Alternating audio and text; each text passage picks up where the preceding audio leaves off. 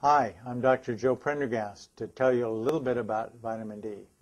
Well, maybe to tell you a lot about vitamin D because I began my professional career very interested in vitamin D.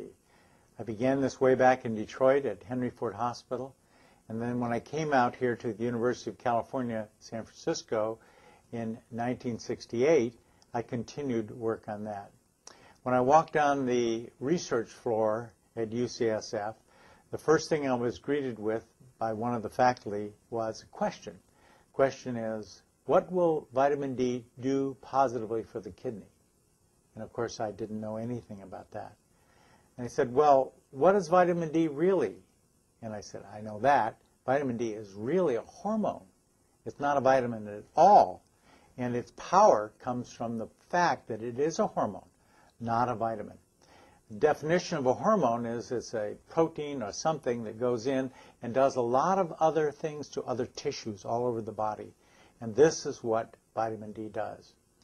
But the research in this was slow. And my career often went into different areas where things were happening more. And I went into diabetes more, always with an onset of interest that would flare with any new piece of information about the vitamin D. So what I was able to do was to catch, at the late 90s, the first real news about vitamin D. We began by virtue of other things happening in bone disease, just like I was interested in before.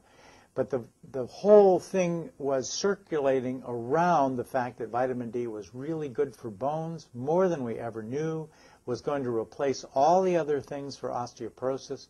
That's my opinion. But it was something that seemed to be working very, very well and got away from a lot of the side effects that are stalking all of us today with products, various things people have taken for osteoporosis. So we're in a new situation, and we love this. So when I began to find out there was a lot of old history that was really good, I said, this has got to be something special. Oddly enough, the first thing I wanted to do was to find out why the Germans wanted to do this for bird flu. And what they did, starting in 1921, when they were doing things for people who had TB, was to find out the whole immune system would become measurably stronger by a factor of 3 to 5 times. And this was probably better than any vaccine was ever going to be, and enabled anybody in Germany to survive the bird flu, should it come. Well, it hasn't come as of this particular writing, and this is a combination, though, of a variety of other things we put together, but we had probably the strongest thing in the world we could probably do to take any virus, any sort of even cold or flu, and make it better.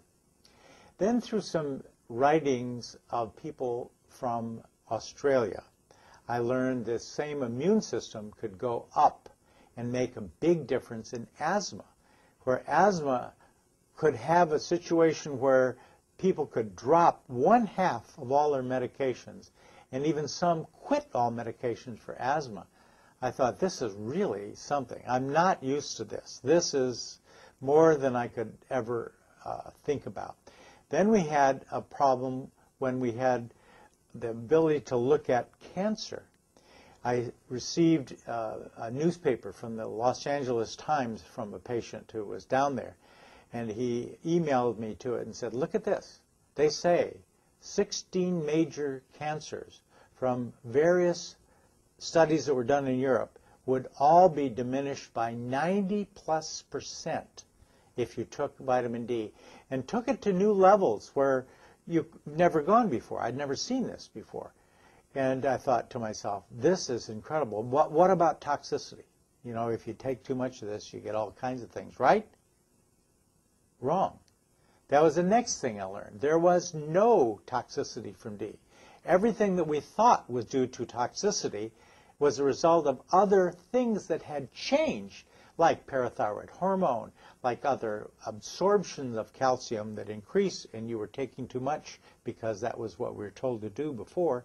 This was an incredible revelation that we could change everything that we were doing with this regard. Then I began to say, well, okay, how does this work? How does this work for like breast cancer? breast cancer was something I was interested in because I spoke with a lot of German scientists, again, mostly from Hamburg, would be telling us all how actually breast cancer would occur. It would be something that would begin with a few cells, grow to a few more, and then by virtue of its growing would have a circular ball, if you will, of vascular tissue around it, which we always thought was due to now it's getting ready to metastasize. No. What it was is it was actually growing more immune cells to attack the whole situation.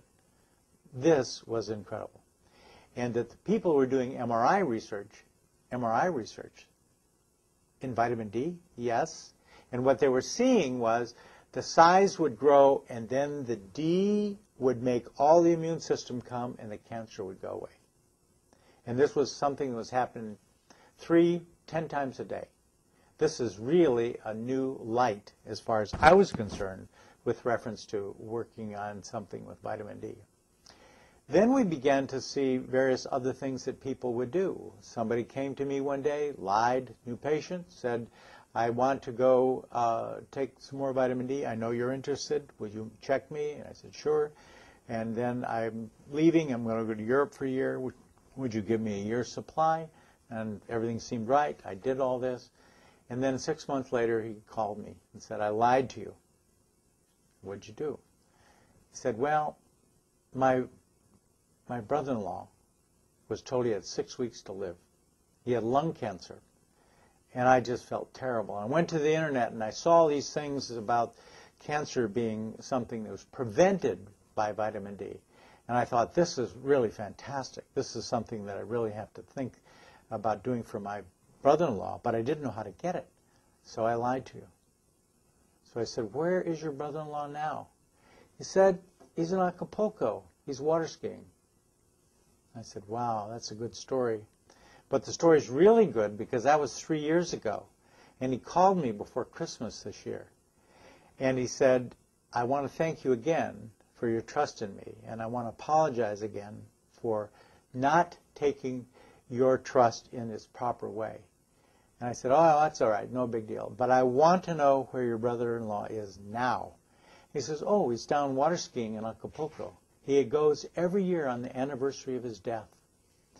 And so as I would see things, magic that seemed to happen with this, I would see people come in saying, I'm a perfectly different person.